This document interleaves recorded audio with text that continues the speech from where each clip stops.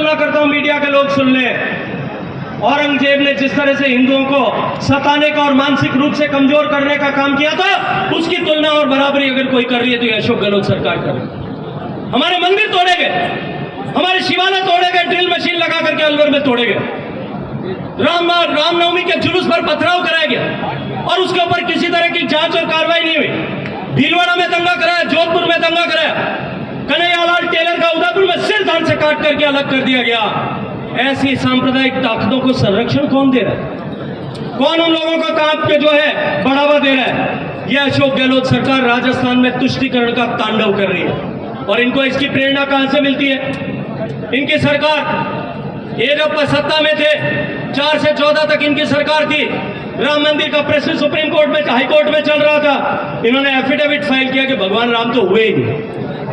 ये कहते हैं भगवान राम तो हुए नहीं। राम जी होया कौन है? अभी आप उठा जना बोला हे राम, शामरा सवा जना बोला राम राम, मिला जना बोला राम राम, और ये कहते हैं कि राम तो हुआ ही नहीं। ये तो कथाकारों ने एक कथानक बना करके एक चरित्र गढ़ दिया।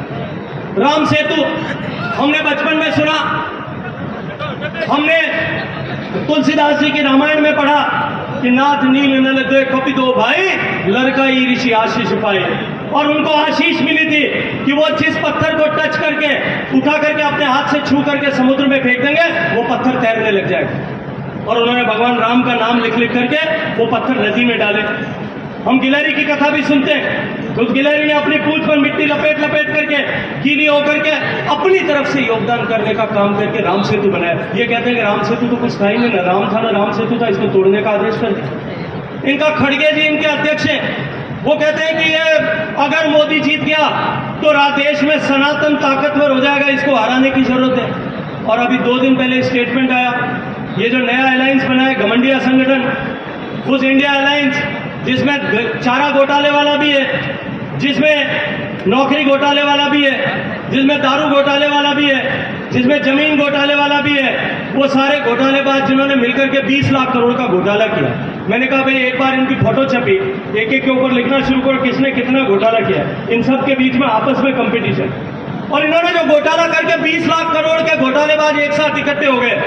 और अब उन घोटालेबाजों में से एक सबसे बड़े घोटालेबाजों की सूची में आने वाले डीएमके पार्टी के चीफ मिनिस्टर साहब का बेटा ये कहता है, जो मंत्री है, कि ये जो सनातन संस्कृति है, जिस संस्कृति के हम सब वाहक हैं, जिस संस्कृति को बचाने के लिए हमारे पूर्वजों ने शीश दान किया, बलिदान किया, हमारी माताओं बहनों ने अग्नि स्नान किया, कि सनातन की संस्कृति को कोरोना के साथ में तुलना करते हुए कहा कि सनातन को समाप्त होना चाहिए देश से, इसको जितनी जल्दी हटाया जाए उतना अच्छा है। मैं आज आप सबसे कहना चाहता हूं, जिस सनातन धर्म को बचाए रखने के लिए आपके और मेरे पूर्वजों ने पीढ़ियों तक कुर्बानी दी, इस देश में कितने आक्रांता है भारत के वैभव को लूटने के लिए, भारत की संपदा को लूटने के लिए, भारत की संस्कृति को कमजोर करने के लिए, भारत की सभ्यता को और सनातन धर्म को पत्तलित करने के लिए कितने आक्रांता देश में आए।